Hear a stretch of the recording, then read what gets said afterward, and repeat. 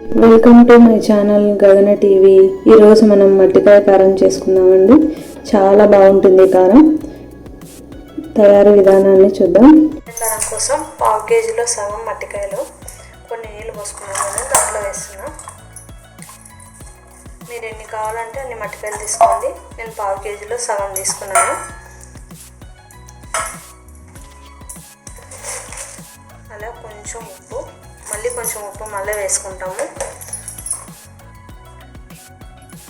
కొద్దిగా పసుపు. వీటిని ఉడికించుకున్నాం. మట్టికాయలు ఉడకబెడదాము. మట్టికాయలు ఉడికే లోపల మనం ఒక 10 పచ్చిమిరపకాయలు తీసుకొని ఇలా తరుక్కొని మిక్సీ జార్లో వేసుకున్నాం. అలాగే మీడియం సైజు ఉల్లిపాయ ఒకటి,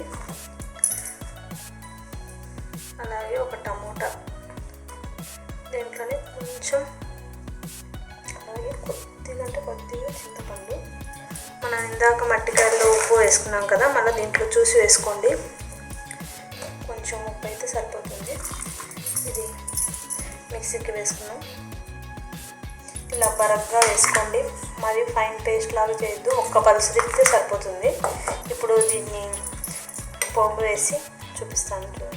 ఇలాగ ఒక బాండి పెట్టుకొని ఆయిల్ వేసుకుందాం. ఆయిల్ కొంచెం ఎక్కువ పడుతుంది. ఈ మట్టికాయల కారం చపాతీలోకి, అన్నంలోకి చాలా బాగుంటుందండి. మీరు మట్టికాయలు ఉడకబెట్టుకోవడానికి కుక్కర్లో అయినా వేసుకోవచ్చు. ఒక విజిల్ వస్తే సరిపోతుంది. ఇప్పుడు నూనె వేడెక్కిందేమో చూద్దాం. కొంచెం ఫ్లేమ్ ఎక్కువ పెట్టుకోండి.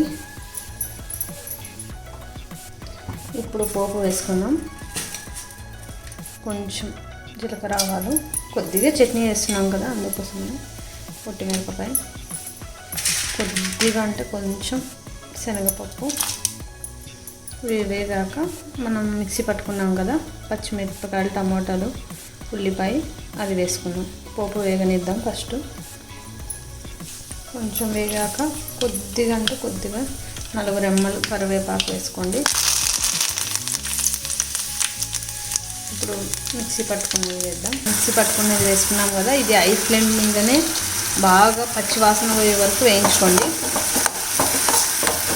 కలుపుతూ ఉండండి, మాడకుండా అడుగు పట్టేస్తుంది.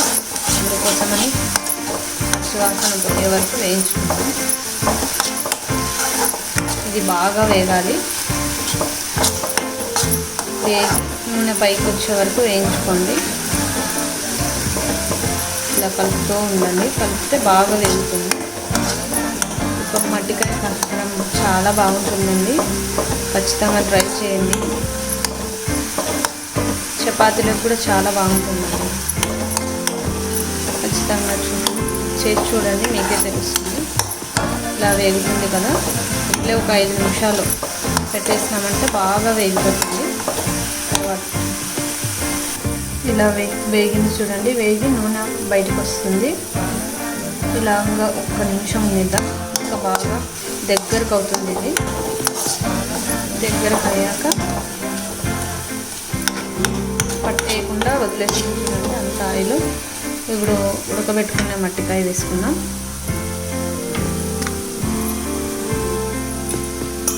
మట్టికాయలు కుక్కర్లో వేసుకోవచ్చండి. నేనైతే గిన్నెలో వేసాను కదా, ఇప్పుడు వేసిన కొంచెం వాటర్ ఉంది, ఉన్నా పర్లేదు. వేసాను ఒకసారి కలుపుకోండి. కొంచెం వాటర్ ఉండాలి, వాటర్ ఎక్కువ వేసుకోవద్దు. ఇది మరీ గట్టిగా ఉండదని లూజ్గా ఉండదు. కారం ఇలా ఉంటే సరిపోతుంది. ఇప్పుడు దీంట్లో కొంచెం కారం ఎంత పట్టుకుంటున్నారో పెట్టుకోండి.